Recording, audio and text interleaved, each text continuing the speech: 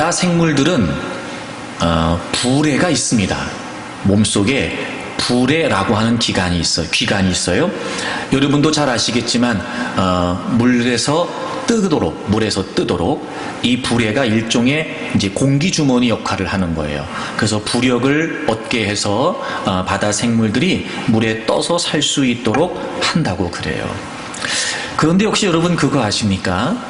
바다 생물 중에요, 이 부래가 없는 물고기가 있답니다.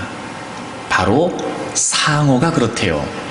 상어는 바다 생물 중에 유일하게 부래가 없다고 합니다. 물론 그 부래의 역할을 조금 할 수 있는 간이 있다 그래요. 내장 전체의 약 25% 정도를 차지한대요, 이 간이요. 그래서 뜰 수 있도록 돕는 역할을 하기는 하는데 부래만큼 이 간으로 부력을 얻을 수는 없다고 합니다. 그래서 이 상어는요, 태어나면서부터 죽을 때까지 물 밑에 가라앉지 않도록 쉬지 않고 헤엄을 쳐야 된답니다. 지속적으로 헤엄을 치지 않으면 부래가 없기 때문에 가라앉을 수밖에 없다는 거예요. 그래서 이 상어는요, 지속적으로 헤엄을 쳐서 물에 떠서 산다고 그래요. 제가 그 이야기를 들으면서 우리의 신앙생활도 그럴 수 있겠다 싶은 마음이 들었어요. 사실 여러분, 우리가 주님을 믿는 믿음으로 세상에서 산다는 건 쉽지 않습니다. 마치 넓은 바다를 헤엄쳐야 되는 상어처럼 말이죠. 그래서 우리에게는요, 이 주님의 은혜가 없이는 부래가 없는 바다 생물이 그러는 것처럼 우리가 여러분 거저 세상에서 신앙생활이 되지는 않아요. 그런데 그 은혜라는 게 말입니다, 그냥 우리에게 주어지지는 않습니다. 하여튼 우리가 지속적으로 은혜 안에 살려고 힘쓰지 않으면 여러분, 우리는요, 세상이라고 하는 이 풍파 속에 이제 가라앉아 살 수밖에 없는 거예요. 그래서 우리는 늘 끊임없이 은혜를 향한 열심과 또 지속적으로 은혜를 향한 모습이 반드시 우리에게 필요해요. 그래야 여러분, 우리가 세상이라고 하는 바닷속에서 떠서 또 안전하게 그리고 마음껏 살아갈 수 있게 된다는 거예요. 사랑하는 여러분, 저절로 세상에서 믿음으로 살 수 있겠다, 이런 막연한 기대를 버려야 됩니다. 그리고 어제 주님의 은혜로 다행히 우리가 하루를 살아낼 수 있었다면 여러분, 오늘 역시 그 은혜가 없이는 안 된다고 하는 절박한 심정으로 우린 또 지속적으로 힘써야 됩니다. 오늘 또 우리가 하루를 살아내겠죠. 여러분, 내일 거저되지 않습니다. 내일 역시 우리는 은혜를 향한 끊임없는 시도가 필요합니다. 그렇게 날마다 우리에게 은혜가 있어야 여러분, 우리가 살아갈 수 있다는 거예요. 오늘 이 예배의 자리에서 여러분, 또 이렇게 우리에게 은혜의 자리에 있게 하셨으니 우리에게 주어진 기회를 놓치지 않기를 바랍니다. 여러분, 이 예배에 마음을 쏟고 또 여러분 열심을 다 쏟아내세요. 하여튼 할 수 있는 것, 하여튼 여러분 열심히 헤엄을 친다는 생각으로 최선을 다해서 여러분 예배에 동참하고 특별히 말씀을 사모하십시오. 오늘을 또 우리가 너끈히 살아낼 수 있는 하나님의 은혜가 부어지리라고 믿습니다. 하나님께서 창조하신 사람이 땅에 번성하기 시작하면서 그 사람들의 죄악이 세상에 가득하게 됩니다. 당시에 사람들의 죄악에 관해 성경이 이렇게 설명하고 있습니다. 오늘 우리가 함께 읽은 창세기 6장 5절에 보시면 여호와께서 사람의 죄악이 세상에 가득함과, 죄악이 가득했다는 게 무슨 말이냐면 그의 사람의 마음으로 생각하는 모든 계획이 항상 악했다, 이렇게 돼 있어요.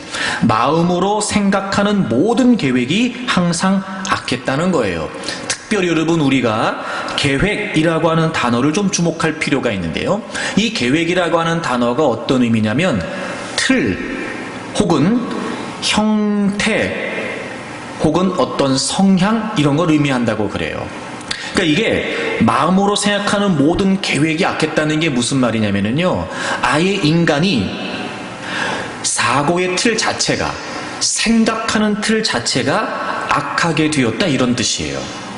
그래서 악한 생각이 이미 체질화되어 있어요. 성향 자체가 악하게 되었다는 거예요. 그러니까 당연히 그들이 하는 모든 행위가 악할 수밖에 없다는 거예요. 원래 하나님께서는 사람을 그렇게 만들지 않으셨는데 인간이 타락을 하고 이제 이 지경까지 이르게 된 겁니다. 하나님께서 몹시 안타까워하셨습니다. 그리고 급기야 하나님은 그 모든 인류를 지면에서 쓸어버리시겠다, 멸절시키시겠다고 결정을 하시게 됩니다. 그런데 이렇게 성경이 끝나지 않고요, 오늘 8절에 보시게 되면 그러나 노아는 여호와께 은혜를 입었더라 이렇게 돼 있어요. 그런데 그런 중에도 하나님께서 노아에게 은혜를 베푸셨다는 거지요. 그런데 여러분, 이 8절의 내용을 좀 주목해 볼 필요가 있어요. 노아는 여호와께 은혜를 입었다 이렇게 돼 있어요. 사실 여호와께서 노아에게 은혜를 베푸셨다 이런 표현이 좀 일반적인데 말입니다. 오늘 이 6장 8절에는요 여호와께서 노아에게 은혜를 베푸셨다 이렇게 되어 있지 않고 노아가 여호와께 은혜를 입었다 이렇게 되어 있어요. 여러분, 이 좀 이례적인 표현이 제 마음을 끌었어요. 왜 하나님께서 노아에게 은혜를 베푸셨다 이렇게 되어 있지 않고 노아가 하나님께 은혜를 입었다 이렇게 표현했던 걸까? 여러분, 이 의미 속에 이 문장 속에 하나님의 어떤 의도가 담겨져 있었던 걸까? 여러분, 이런 겁니다. 노아가 하나님께 은혜를 입었다는 건요, 노아는 하나님께서 베푸신 은혜가 무엇인지를 알았다는 거예요. 그러니까 노아가 하나님으로부터 은혜를 입었다, 이건 그 하나님의 은혜를 입는 과정에 노아의 역할이 분명히 있었다는 거예요. 자, 제가 왜 이렇게 설명을 드리냐면, 자, 하나님께서 모든 인류를 다 멸망하시기로 결정을 하셨죠. 그런데 노아는 하나님께 은혜를 입었어요. 자, 그러면 여러분, 하나님이 노아만 특별 대우를 하셨다는 걸까? 그렇지 않다는 거예요. 여러분, 하나님이 모든 인류를 멸망시키시려고 했을 때 그 모든 인류 속에 노아도 포함되어 있었어요. 그렇다면 노아가 하나님께 은혜를 입었다라고 표현된 이 표현 속에 다른 사람들도 하나님이 다 멸망시키시려고 했으나 그들도 사실은 은혜를 입을 수는 있었어요. 그런데 유독 노아만 은혜가 무엇인지를 알았기 때문에 하나님께 은혜를 입었다 이런 표현이 되는 거예요. 자, 여러분, 성경을 좀 하나 찾아보겠습니다. 베드로전서 3장 20절을 보겠습니다. 그들은 전에 노아의 날 방주를 준비할 동안 하나님이 오래 참고 기다리실 때에 복종하지 않은 자들이더다.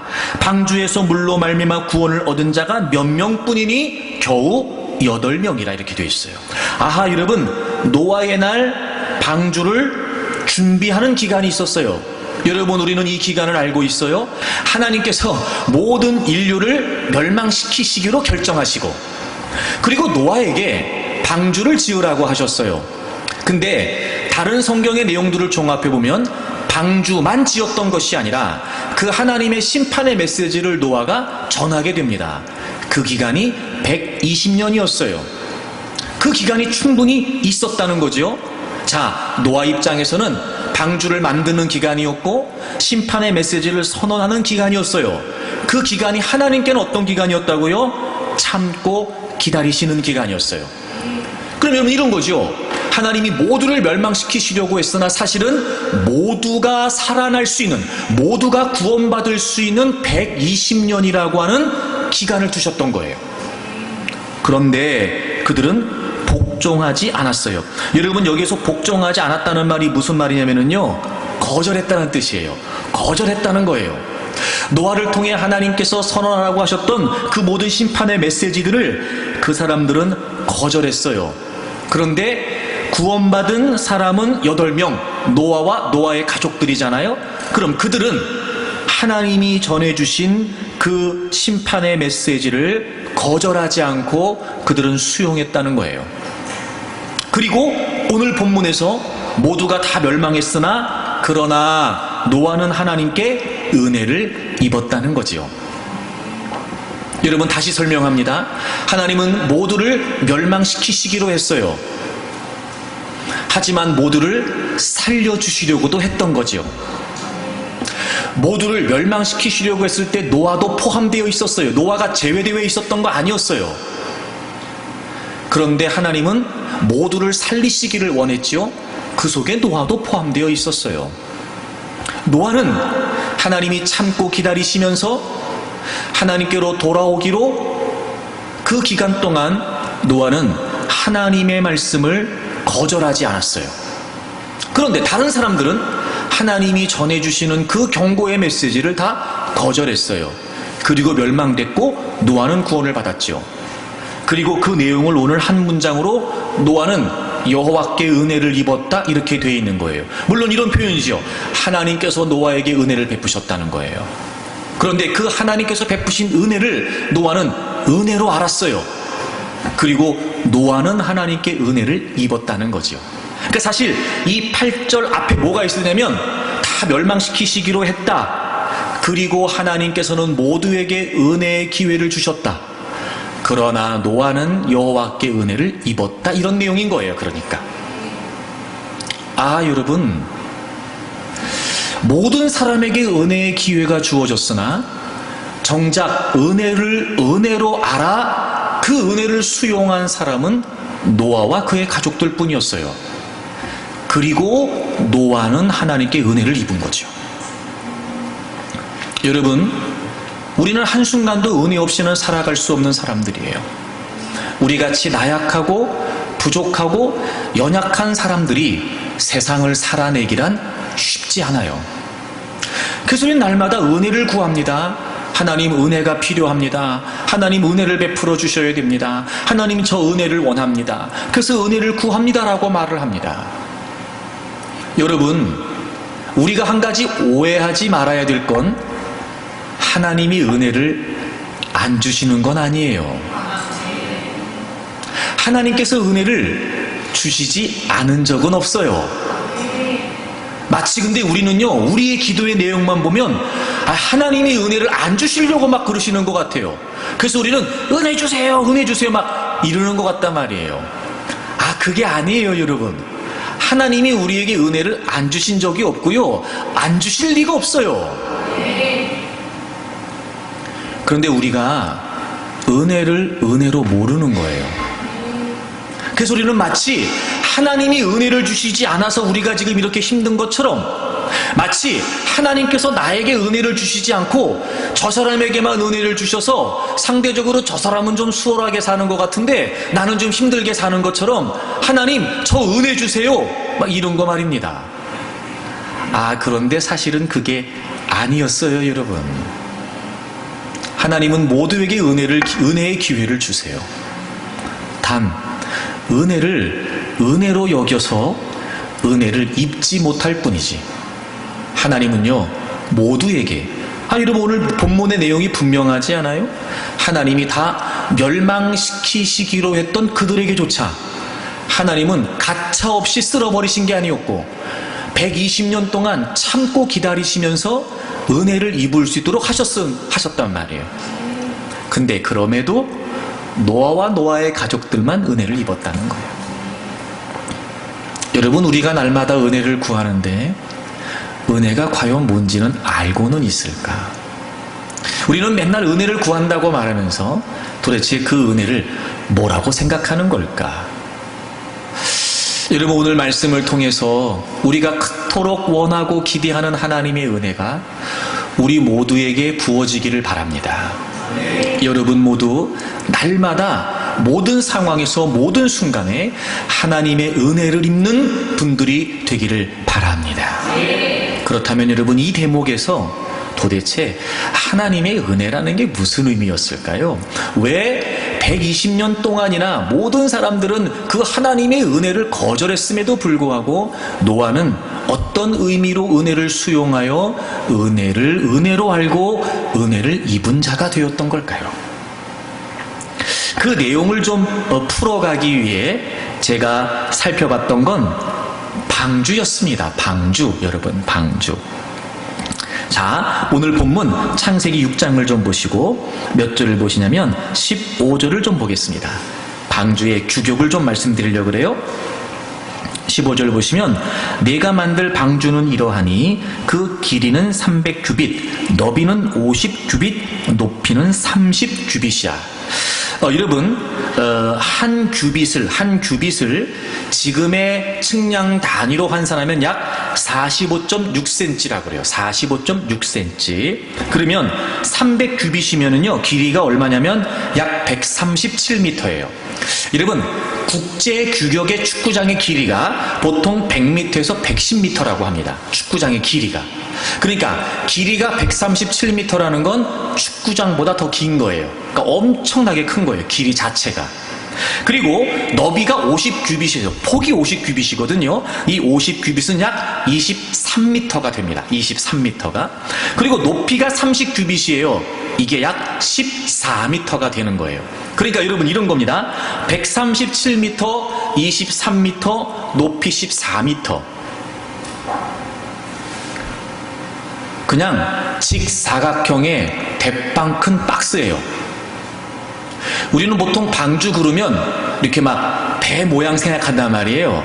뭐 요즘 같은 시대는 여러분 말 이렇게 막 여행하는 그런 크루즈선 같은 막 그런 막 어마어마하게 큰 막 그런 거 상상하는데요. 사실 여러분 하나님께서 방주를 만들라고 하셨을 때 사실 하나님께서 말씀하신 건 직사각형의 엄청 큰 박스 하나 만드는 거였어요.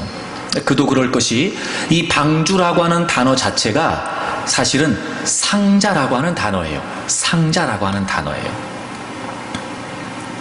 그러니까 여러분 하나님께서 노아에게 방주를 만들라고 하셨을 때 어떤 요즘식의 배를 만들라고 하신 게 아니었고요. 직사각형의 길이가 137m, 너비가 23m, 높이가 14m 되는 직사각형의 대빵 큰 박스 하나 만드는 거예요. 박스 하나 만드는 거예요. 그 다음에 보시면은요, 16절에 거기에 창을 내되 위에서부터 한 규빗, 그러니까 높이가 14m인데 위에서부터 한 규빗이니까 맨 꼭대기에서부터 약 45.6cm 띄어서 창. 그렇죠? 그 다음에 그 문은 옆으로 내려요. 그러니까 정면에 있는 게 아니라 옆면에, 측면에 문이 있었던 거지요. 그리고 상중하, 1, 2, 3층인 거예요. 상중하 3층으로 하라고 하셨어요. 특별히 여러분 여기에서 창이라고 하는 말과 문이라고 하는 이 말이요, 단수로 쓰였어요. 복수가 아니고 단수. 그러니까 그 어마어마하게 큰 직사각형 박스에 위에서부터 한 규빗 떨어뜨려서 창 딱 하나, 그리고 측면에 문 딱 하나요. 여러분 이 문은 우리가 충분히 짐작할 수 있잖아요. 여러분 그 문을 통해서 노아의 가족들을 비롯한 모든 동물들이 제 방주 안으로 다 들어왔겠지요. 그리고 창은 그러니까 3층에서, 그렇죠? 상중하가 있으니까 3층에 그 꼭대기에 창이 딱 하나 있는 거예요. 뒤에 내용을 살펴보게 되면 왜 비가 다 그치고 난 다음에 방주의 뚜껑을 열었다 이런 표현 나오거든요. 그러니까 제가 보기에는 아마 그 창이었던 것 같아요. 그 하나 있는 창. 그래서 거기서 이제 이렇게 이렇게 까마귀도 내보내고 막 이렇게 해가지고 비가 다 얼마나 지면에서 물이 얼마나 말랐는지 그걸 살펴보기도 했단 말이죠. 그러니까 그 용도였어요. 그러니까 그런 용도. 혹은 여러분 우리가 짐작할 수 있는 게 그런 거잖아요. 뭐 환기라든지 뭐 그런 걸로 이제 창을 하나 냈을 거예요. 이게 다예요, 여러분. 이게 다예요. 자, 그런데 분명히 우리가 알고 있는 건 이제 모든 지면에 비가 내리기 시작을 하고, 그래서 다 물에 잠겨서 산 꼭대기에 방주를 만들었던 이유가 뭐냐면, 그렇게 온 지면에 물이 가득 차게 되면 이제 그 물 위에 이 방주가 뜨는 거란 말이에요. 그래야 그 방주 안에 있는 사람들과 동물들이 생존할 수 있겠죠. 여러분, 이상한 생각 안 드세요? 이게 방주의 스펙의 전부예요. 이게 방주의 스펙의 전부예요. 자, 그럼 보세요. 어떻게 앞으로 가고 어떻게 뒤로 가고 어떻게 멈춰요? 그죠, 여러분? 하나님이 방주를 만들라고 하실 때 추진장치, 제동장치 만들라고 하지 않으셨어요. 또 하나 더 희한한 건 뭐냐면 여러분, 어디로 어떻게 가요? 운전장치가 없어요. 방향장치가 없다고요. 그냥 직사각형의 어마어마하게 큰 박스 하나 만들고 창 하나 내고 문 하나 내고 너네 글로 다 들어가. 그리고 하나님이 그 문을 닫으셨다고 기록하고 있잖아요. 이제부터는 그 방주 안에 들어가게 되면 어떻게 돼요? 추진장치도 없어, 제동장치도 없어, 방향장치도 없어. 이제 그 배 안에 들어가면 어떻게 되는 거예요? 노아는요, 자기가 가고 싶은 대로, 자기가 가고 싶을 때, 멈추고 싶을 때 원하는 데를 찾아서 갈 수 있어요, 없어요? 없어요. 적어도 그 방주 안에 들어간다는 건 무슨 의미예요? 내가 어디를 가고 싶다? 이거 소용없어요, 이제. 내가 가고 싶을 때 간다? 이것도 의미가 없습니다. 내가 멈추고 싶을 때 멈춘다? 이게 안 돼요, 여러분. 적어도 이 상황에서 노아가 방주에 들어간다는 건 무슨 의미냐면, 이후로부터 모든 자신의 인생의 항로를 하나님께 맡긴다는 거였어요. 그게 방주에 들어가는 거였어요. 그리고 성경은 그걸 한마디로 뭐라고 표현하고 있냐면, 노아가 하나님께 은혜를 입었다, 이렇게 표현한 거예요. 여러분, 우리가 그토록 원하는 은혜, 우리가 그렇게 간절히 바라는 은혜, 여러분, 은혜가 뭔지 아세요? 우리의 모든 걸 전적으로 하나님께 맡기는 거예요. 그게 은혜입니다. 그게. 노아는 그걸 수용한 거예요. 그렇잖아요, 여러분. 얼마나 노아가 그 방주를 만들면서 여러 가지 많은 생각을 했겠지요. 아, 이 방주 안에 들어간다는 게 어떤 의미겠구나, 노아가 모르지 않았을 거예요. 그리고 끊임없이 사람들을 만날 때마다 얘기했겠죠. 120년 동안 물로 세상이 멸망한답니다. 여러분, 그런데 하나님이 방주에 들어오면 살려주시겠다고 했습니다. 그러니 우리 방주에 다 들어갑시다. 아마 모르긴 몰라도요, 사람들이 방주를 어떻게 만드냐고 물어보지 않았겠어요? 그러면 산꼭대기에 배를 만들고 있는데 이상하게 생각하지 않았겠습니까? 모르긴 몰라도 사람들이 궁금증을 갖고 노아를 찾아와서 그 만드는 모습을 봤을지도 모르죠. 상식적으로 그렇잖아요, 여러분. 아, 이게 배를 어떻게 만드는 거야? 이게 도대체 무슨 배야? 이게 어떻게, 그러면 사람들이 말하면서 이게 어떻게 가? 왜 방향키는 안 만들어? 어떻게 하겠다는 거야? 이런 물어보는 사람들이 없었을까요? 노아는 본인이 방주를 만들면서 짐작하지 않았을까요? 모르는 거 모른다고 했겠지요. 짐작하는 대로 얘기했겠지요. 근데 한 가지는 분명해요. 이제 방주 안에 들어가면 전적으로 모든 걸 하나님께 맡겨야 되는 거예요. 제가 서두에 말씀드렸어요. 하나님은 모든 인류를 멸망시키시기로 했어요. 근데 모두에게 살아날 수 있는 기회를 주셨죠. 그게 뭐예요? 방주로 들어오라는 거예요. 사람들은 그걸 모르지 않았습니다. 노아가 끊임없이 전했을 테니까요. 방주를 만드는 노아도 알고 있었을 겁니다. 그런데 모두가 다 거절했어요. 난 그 배에 안 들어가겠다는 거예요. 난 그 방주에 들어가지 않겠다는 거예요. 근데 노아는 그 방주에 들어가기로 하죠. 그리고 노아는 구원을 받아요. 하나님께 은혜를 입게 된 거예요.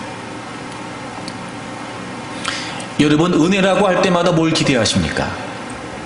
여러분, 은혜를 구할 때마다 어떤 생각을 하십니까? 여러분, 은혜가 절실하다고 말하고 은혜가 필요하다고 말할 때마다 여러분 뭘 기대하십니까?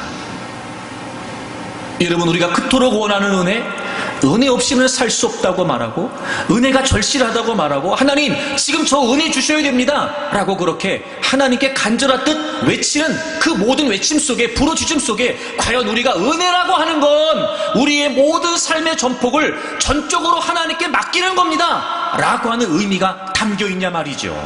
아니면 우리는 우리가 원하는 것들, 우리가 챙기고 싶은 것들, 우리가 얻고 싶은 것들, 우리가 나름대로 필요하다고 생각되는 것들을 은혜라고 하는 아주 그럴듯한 단어로 포장하여 하나님께 달라고 떼쓰는 건 아니냐 말이에요. 물론 달라고 할 수 있어요. 떼쓸 수 있죠. 하나님이 아버지고 우리가 그분의 자녀인데 뭘 요구하지 못하겠습니까?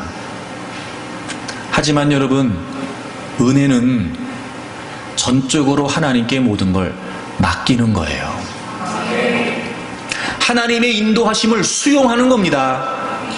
하나님의 이끄심을 우리가 따르겠다는 거예요.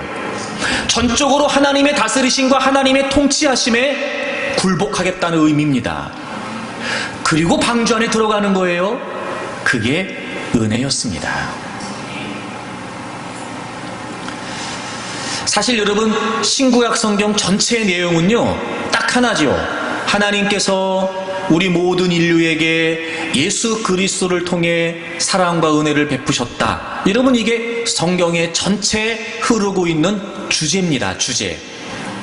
이 하나님의 사랑과 은혜라고 하는 어떤 이 성경의 일관된 주제 가운데 여러 가지 중요한 많은 사건들이 있는데 저는 그 중에서요 2가지 사건이 정말 중요하다고 생각이 돼요. 첫 번째 사건이 뭐냐면 선악과입니다. 선악과. 하나님이 모든 인류를 다 만드시고 모든 이 천주 우주 만물을 다 만드시고 맨 마지막에 인간을 만드셨어요. 제가 여러 차례 설명을 드렸습니다만 그런 의미가 아니었을까요? 인간을 만드시기 전에 인간이 살아갈 수 있는 모든 조건을 하나님은 먼저 만들어 주신 거예요. 마지막에 인간을 만드시죠. 그리고 하나님께서 다른 피조물들과는 달리 인간에게만 특별히 하신 축복이 있어요. 생육하고 번성하라는 건 다른 피조물에게도 주신 축복입니다. 근데 거기에 덧붙여서 인간에게는 다스려라, 정복해라 라고 하는 축복을 더해 주세요. 그 축복은 인간에게만 주신 거예요. 제가 그렇게 말씀드린 거예요. 모든 이 우주 만물은 하나님의 형상대로 지어진 인간들이 누릴 수 있도록 하나님께서 준비해 주신 거예요. 막 이런 거죠. 야, 내가 다 만들었어. 다 너네들 줄 거야. 써. 충분히 써라. 다 누려라. 다 니네 줄 거야. 이렇게 말이죠. 근데 하나님께서 딱 한 가지를 명령하세요. 그런데 선악을 알게 하는 나무의 열매는 먹으면 안 된다. 너네 그거 먹으면 죽는다. 이렇게 말씀하시죠. 여러분, 그게 무슨 의미일까요? 다른 의미 없어요. 이런 거죠. 다 니네가 써. 다 니네가 사용해. 다 니네가 누려. 그런데 한 가지만 분명히 하자. 내가 주인이다. 내가 만들어서 너희들에게 준 거야. 그러니까 그거 분명히 하자. 하나님이 그 말씀하신 거예요. 제가 선악과를 가지고 그런 말씀 드렸었어요. 그 선악과는 하나님께서 피조물이었던 우리 인간에게 창조주 하나님을 기억하도록 하시기 위한 우리 인간의 한계다. 한계. 모든 걸 다 할 수 있도록 하셨어요. 다 쓰고 누리고 살게 하셨어요. 근데 하나님이 딱 한 가지 한계를 정하셨어요. 그래서 주인 되신 하나님을 잊지 않도록. 그리고 그 한계가 하나님과 우리 사이에 경계가 된다. 제가 말씀드렸었고, 그리고 그 경계가 창조주 하나님과 피조물 우리 인간 사이에 관계가 된다. 이렇게 말씀드렸어요. 아주 중요한 사건이에요. 즉 하나님께서 우리의 주인 되신다. 이거 말이에요. 그러니까 하나님이 우리의 주인이시다 라고 하는 걸 해야 된다는 거죠. 근데 우리가 알고 있는 것처럼 먼저 하와가 사단의 유혹을 받아서 그 선악과를 따먹어 하나님의 명령을 거부하게 됐던 계기가 뭐냐면 하나님같이 되고 싶은 거였어요. 하나님이 주인이시라는 걸 거부했던 거예요. 그 선악과 사건이 중요해요. 또 하나는 오늘 방주 사건이에요. 이런 거죠. 정말 하나님을 주인으로 인정한다면, 정말 하나님이 하나님이시라는 게 분명하다면 이제 우리의 모든 삶의 전폭을 그 주인 되신 하나님께 맡기라는 거예요. 사실 여러분, 이 두 가지만 분명하면은요, 우리의 삶은요, 걱정할 게 없습니다. 하나님이 주인이세요. 그래서 우리는 모든 것을 하나님께 맡겨요. 그러면은요, 하나님은 선하고 인자하세요. 그렇기 때문에 우리가 고민하고 애쓰고 또 우리가 막 여러분 염려하고 근심하지 않아도요, 하나님께 맡기면 그분이 선하시기 때문에 그분께 맡겨진 우리의 삶은 반드시 그 결과가 선할 수밖에 없어요. 이 두 가지 사건을 통해 하나님이 우리 인간에게 질문을 던지시는 거예요. 정말 내가 주인이냐? 정말 나의 인도를 신뢰하겠느냐? 그리고 이 두 가지 질문은 궁극적으로 우리에게 이렇게 주님이 질문하시는 거예요. 너 정말 내가 필요하냐? 이렇게 물으시는 거예요. 여러분, 우리가 예수 그리스도를 믿는다는 게 바로 그런 의미잖아요. 저는 주님이 필요합니다. 우리가 얘기하잖아요. 저는 주님의 은혜가 필요합니다. 그게 무슨 말이에요? 주님이 나의 주인이시고 이제부터 내 모든 삶의 전폭을 그분께 맡긴다는 거거든요. 그럼 이제 그분께서는 그분의 선하고 인자하신 뜻 가운데 우리의 인생을 이끌어 가실 것이고, 때론 여러분, 그 길을 우리가 따라가는 과정에 어려움도 있을 수 있고 때로는 고난도 있을 수 있어요. 하지만 그건 과정일 뿐, 결국 그분은 자신의 선하신 뜻대로 우리를 이끌어 가시기에 우리가 기대할 수 있는 건 반드시 우리의 삶의 결국은, 우리의 삶의 결론은 선하고 아름답다는 거예요. 어쩌면 하나님이 은혜를 주시지 않기 때문에 우리가 은혜를 구하는 게 아니고요, 사실은 하나님이 주시는 은혜를 은혜로 여겨 우리는 은혜 입은 자가 되기 위해 하나님께 구해야 되는지도 몰라요. 필요가 있을 수 있고 소원이 있을 수 있어요. 그거 구하는 걸 제가 뭐라고 하는 거 아닙니다, 여러분. 하지만 정말 우리의 삶의 현장에 하나님의 은혜가 있어 우리가 은혜 입은 자가 되기를 원한다면 필요와 기대와 소원을 요청하기도 하지만 어찌 보면 정말 하나님의 은혜 입은 자가 되기 위해 필요와 기대와 소원을 내려놓기 위해 구해야 되는지도 몰라요. 은혜를 구한다고 말하면서 마치 하나님을 도구 삼아 자판기처럼 내가 무조건 외치면 뚝딱 떨어지는 걸 은혜로 생각하지 말고, 하나님의 은혜라는 게 우리의 모든 삶을 전적으로 그분께 맡기는 거였구나. 하나님, 그런데요, 제가 이 욕심 때문에 맡길 수가 없습니다. 하나님, 그런데요, 제가 원하는 이 고집 때문에 하나님, 제가 포기가 안 되네요. 하나님, 제가 정말 하나님의 은혜 입기를 원합니다. 하나님, 제가 이거 내려놓을 수 있도록 저를 좀 도와주세요. 이런 거죠, 여러분. 내려놓을게요. 어렵잖아요, 여러분. 안 되는데 거짓말하지 말고, 안 할 건데 거짓말하지 말고, 하나님, 정말 제가 하나님의 은혜를 입기 원하는데요, 이거 놓고 싶지 않네요. 어떻게 해야 되죠? 도와주세요, 하나님 좀. 하나님, 저 하나님의 은혜 없이는 살 수 없는데요, 이 은혜라고 하는 말 속에 제 욕심과 제 욕망만 가득 차 있습니다. 이런 가식적인 위선적인 저의 모습을 하나님께 솔직히 구합니다. 하나님, 저를 좀 도와주세요. 주님이 버리라고 하시면 제가 버릴 수 있도록 좀 도와주세요. 근데 주님, 당장은 못 버릴 것 같은데 도와주세요. 뭐 이런 거 말이에요. 이게 솔직한 거 아니에요, 여러분? 그렇게 해서 정말 여러분, 진짜 우리가 하나님의 은혜를 입은 인생을 살기를 원한다면 우리의 모든 것을 그분께 맡겨드리기 위해서 우리가 은혜를 구한다고 하는 기도가 좀 달라져야 되는 거 아니냐 말이에요. 그런데 우리는 은혜라고 하는 미명하에 여전히도 우리의 욕심과 우리의 욕망만을 채우려고 한다는 거예요. 그래서 사실 여러분, 우리가 예수 그리스도를 믿는다는 게 무슨 의미인지를 날마다, 물론 우리가 예수님을 믿음으로 구원받았고 그래서 지금 구원받은 하나님의 백성으로 살아가고 있지만, 사실 여러분, 우리는요 모든 순간에서 날마다 순간마다 내가 예수 그리스도를 믿는다는 게 무슨 의미인지를 기억해내야 됩니다. 여러분, 로마서 6장을 좀 찾아보겠습니다. 로마서 6장을 좀 찾지요.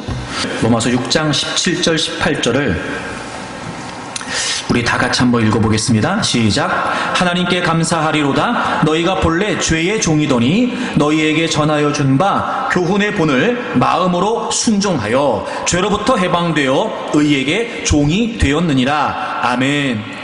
여러분, 우리가 정말 구원의 은혜를 감사하고 찬양할 수밖에 없는 게 뭐냐면, 우리는 본래 죄의 종이었어요.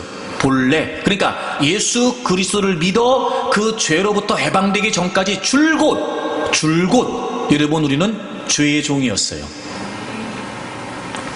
그런데 우리에게 전해주신 이 교훈의 본을, 복음을 우리가 마음으로 순종해요.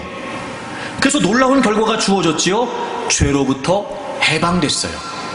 죄의 종이었던 우리가 죄로부터 해방됐습니다. 죄가 우리에게 주인 노릇하고 있었는데 우리가 그 우리의 주인 노릇하고 있었던 죄로부터 해방됐습니다. 그리고 이제 우리가 어떻게 됐어요? 의의 종이 되었습니다.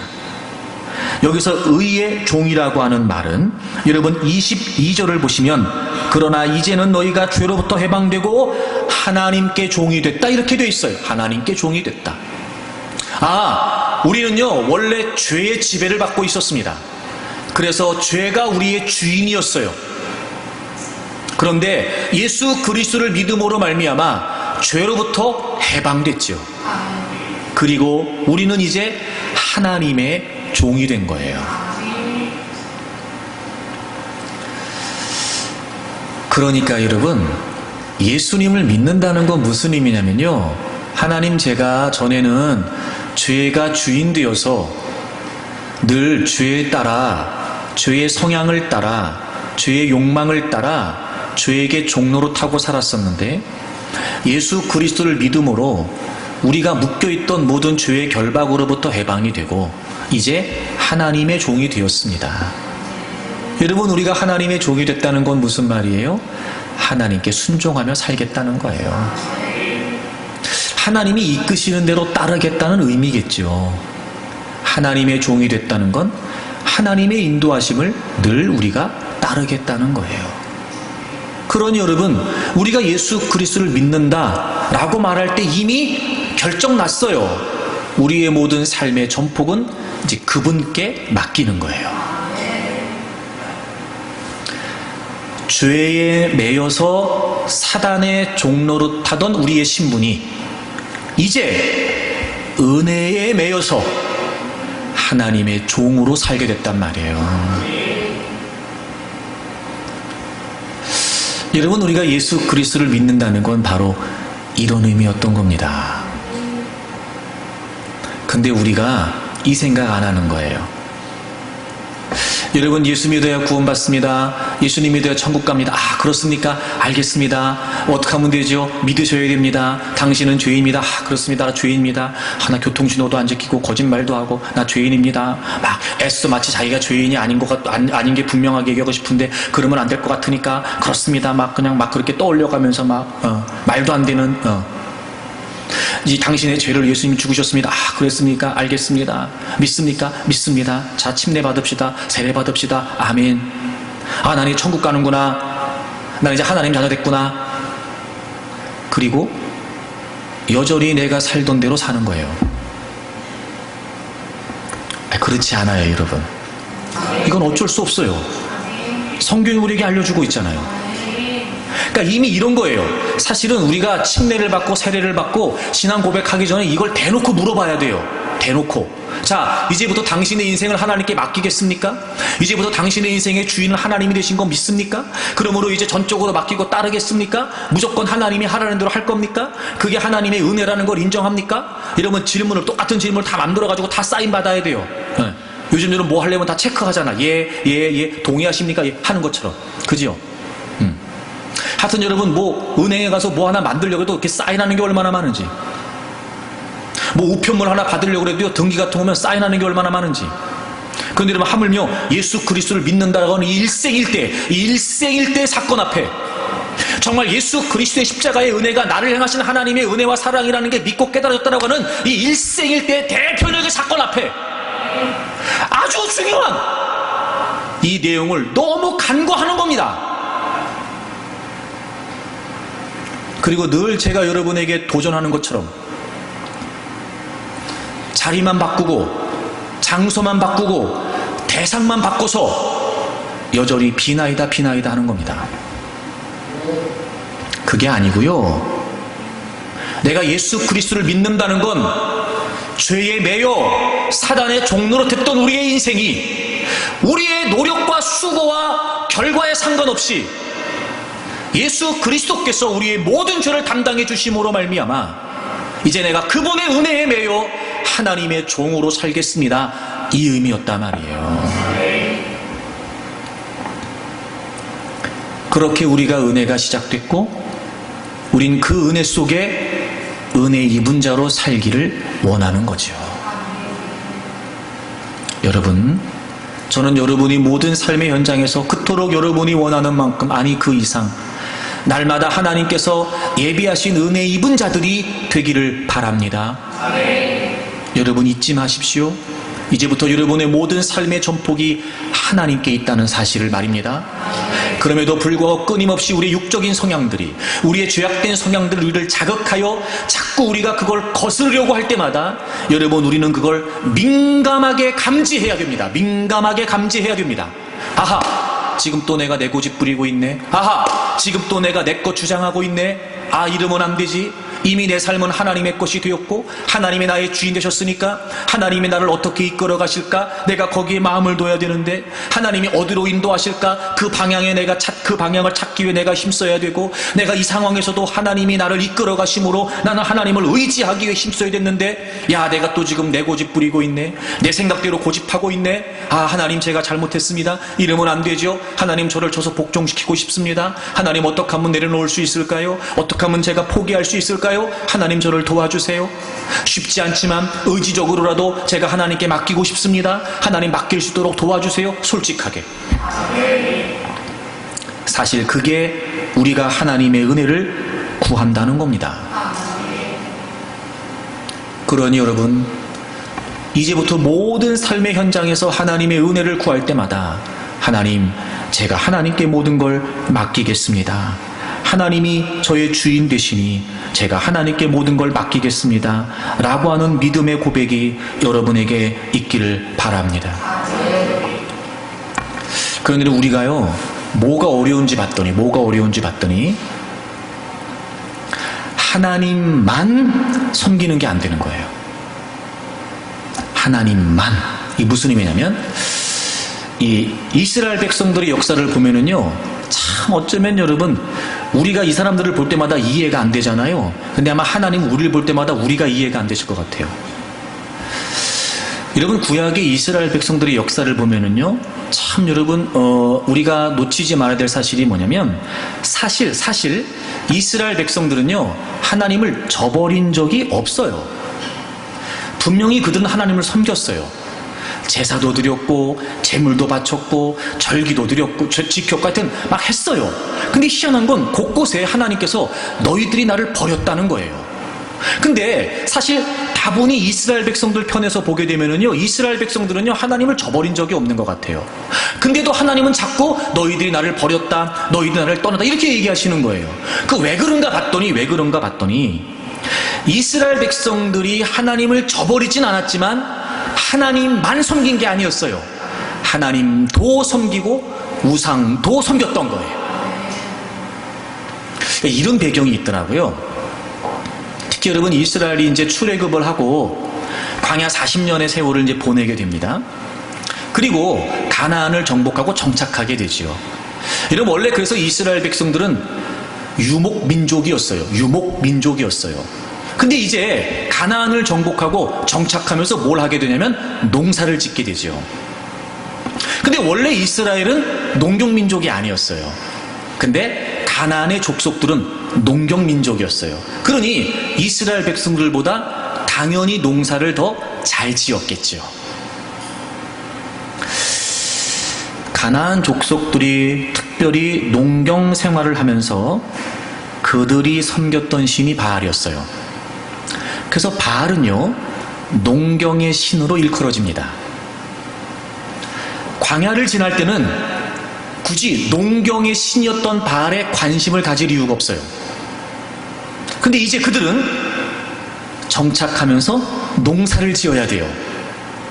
근데 가나안이 섬기는 바알은 농경의 신이었어요. 여러분, 그 땅은 젖과 꿀이 흐르는 땅이었어요. 이스라엘이 정복하기 이전부터 그 땅은요, 어마어마하게 풍성한 땅이었다니까요. 가나안에 들어갔던 이스라엘 백성들이 무슨 마음이 들었을까요?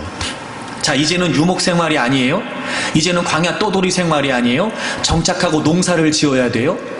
그러면 당연히 가나안은 어떻게 농사를 짓지? 이 사람들은 어떻게 농사를 지었지? 어떤 방식으로 살았어? 그러면서 그들이 섬겼던 신들에게도 당연히 관심을 갖기 시작했겠죠. 이런 겁니다. 이스라엘 백성의 입장에서 봤을 때 지금까지 자신들을 인도했던 것이 하나님이었고 그 하나님이 분명했으나 이제 어쩔 수 없이라도 자신들의 필요에 따라 농사를 지어야 되는 상황에 농경의 신이었던 바알도 눈에 들어오기 시작하는 거예요. 이제 이스라엘 백성들은 선택을 해야 돼요. 근데 이스라엘 백성들은 우리와 비슷했어요. 약삭 빨라요. 하나님도 섬겨야 될 것 같고 농사를 지으며 정착하고 살아야 되니까 바알도 섬겨야 될 것 같아요. 왜요? 가나안 족속들은 자신들이 섬기는 숭배하는 바알 신이 복을 줬다고 말하고 있으니까요. 이걸 우리에게 그대로 적용하면 지금 우리의 삶의 모습이 그대로 보여지는 거예요. 하나님 앞에 있을 때는 하나님을 섬겨야 될 것 같아요. 세상에서 보면 세상의 방식을 따라야 될 것 같아요. 그래서 우리는 그걸 다 포기하고 하나님만 이게 안 되는 거예요. 자꾸 우리는 세상에 곁눈질을 해요. 내가 지금까지 예수님 믿기 이전에 살았던 내 모든 방식들을 포기하면 안 될 것 같아요. 그럼 망할 것 같아요.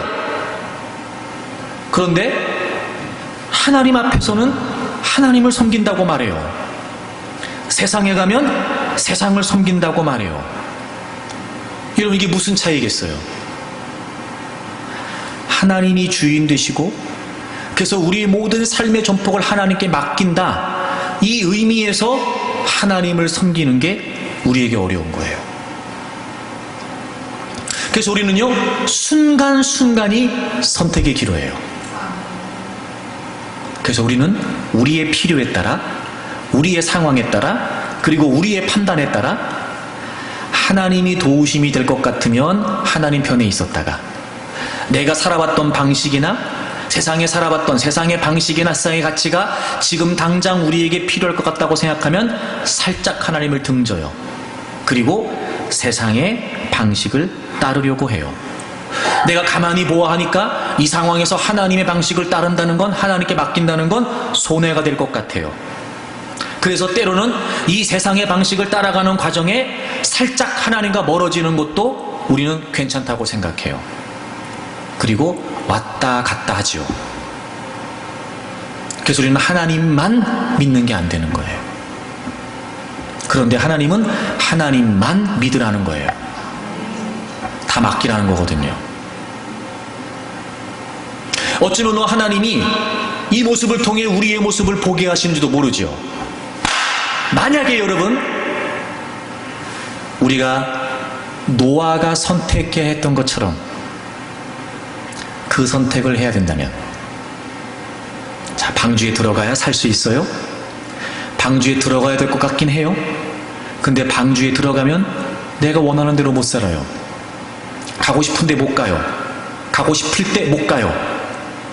내가 지금 이제 방주에 들어가야 살 것 같긴 한데 방주에 들어가면 이제 모든 건 내 의지가 없어지는 거예요. 내 생각도 필요가 없고 내 결정과 판단이 아무 의미가 없어요. 그냥 하나님께서 이끄시는 대로, 하나님이 원하시는 방향대로, 하나님이 가자고 하실 때 무조건 그 방주의 소리는 하나님을 따라야 되는 상황이에요. 자, 여러분 같으면 어떡하시겠어요? 피난처가 필요하긴 해요. 의지 대상이 필요하기는 해요. 근데 전적으로 그 주님과 함께 하고 싶은 건 아니에요. 내 힘은 안 될 것 같아요. 힘이 필요해요. 내 방식으로 안 될 것 같아요. 그래서 하나님의 방식이 필요하다고도 얘기해요. 하지만 하나님만 의지하는 건 아닌 거예요. 우리의 인생은요, 바로 이렇게 끊임없는 선택의 연속이 되는지도 몰라요. 하지만 여러분, 제가 다시 한번 여러분에게 말씀드리는 건, 이미 우리가 예수 그리스도를 믿는다라고 했을 때 그 모든 선택과 결정은 이미 결판이 끝난 거예요. 하나님이 나의 주인이십니다. 하나님이 나의 모든 것이고 전부이십니다. 그러니 나는 이제 하나님께 맡깁니다.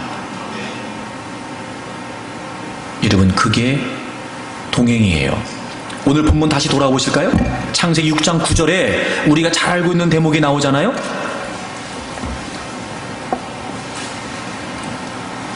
창세기 6장 9절을 보세요. 다 같이 한번 읽어보겠습니다. 창세기 6장 9절 다 같이 읽습니다. 이것이 노아의 족본이라. 노아는 의인이요 당대의 완전한 자라. 그는 하나님과 동행하였으며.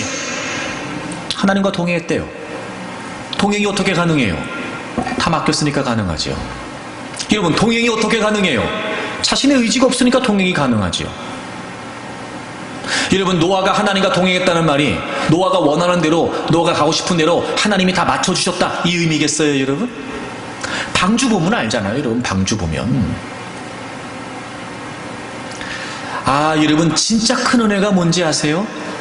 우리의 모든 걸 다 하나님께 맡기고 그 하나님 품 안에서 떠나지 않고 그 하나님과 동행하는 것. 그게 진짜 은혜예요. 가장 큰 은혜, 가장 귀한 은혜. 그런데 하나님은요, 우리에게 어느 정도까지 은혜를 베푸시냐면요, 또 기다리시고 더 기다리세요. 우리가 곁길로 갈 것도 예상하세요. 그 자리에서 돌아올 수 있도록 대비책도 만들어주세요. 우리 있는 모습 그대로, 망가지면 망가진 대로, 연약하면 연약한 대로, 깨어지면 깨어진 대로 하나님 우리를 버리지 않으시고요, 그런 중에도 또 우리를 초청하세요. 이리 와라, 이리 와라. 나와 함께 하자, 나와 함께 하자. 우리는 그 자리에서 지금까지 우리가 부렸던 고집, 우리의 생각, 우리의 판단 다 내려놓고, 하나님, 제가 지금 하나님의 은혜를 필요로 하는 만큼이나 저는 하나님께 모든 걸 맡겨야 되는 존재였습니다. 하나님, 제가 잘못했습니다. 이제 제가 모든 걸 하나님께 맡기겠습니다. 여러분, 그러면 그 자리에 하나님은 우리의 인생을 새롭게 열어가세요. 사랑하는 여러분, 우리는 은혜 없이 살 수 없습니다. 저는 여러분이 늘 하나님의 은혜를 사모하고 갈망하기를 바랍니다. 불의가 없는 상어가 바다 생물로 살아내기 위해 지속적으로 헤엄쳐야 되는 것처럼, 은혜 없이 살아갈 수 없는 우리 인생이 지속적으로 하나님의 은혜를 갈망하고 사모하기를 바랍니다. 은혜란 우리의 모든 전폭을 하나님께 맡기는 거예요. 그래서 여러분, 이제부터 은혜를 구하려고만 하지 말고 은혜를 입은 자가 되십시오. 모든 걸 다 내려놓고 하나님께 맡기고, 그리고 하나님을 의존하여 하나님의 이끄심을 따르십시오. 여러분, 우리가 염려하고 근심하고 걱정했던 모든 것들 하나님께 맡기고 그분의 인도하심을 따르게 되면 하나님이 가장 좋은 것으로 해결해 주시면서 우리의 인생을 아름답게 이끌어 주실 줄로 믿습니다. 오늘 여러분, 그 결단하세요. 하나님, 저도 노아처럼 하나님께 은혜 입은 자가 되기를 원합니다. 저의 모든 것을 내려놓겠습니다. 그리고 주님과 동행하겠습니다. 하나님 저를 좀 이끌어 주십시오. 여러분의 삶에 지속되는 하나님의 은혜로 말미암아 날마다 은혜 입은 자들이 되기를 바랍니다.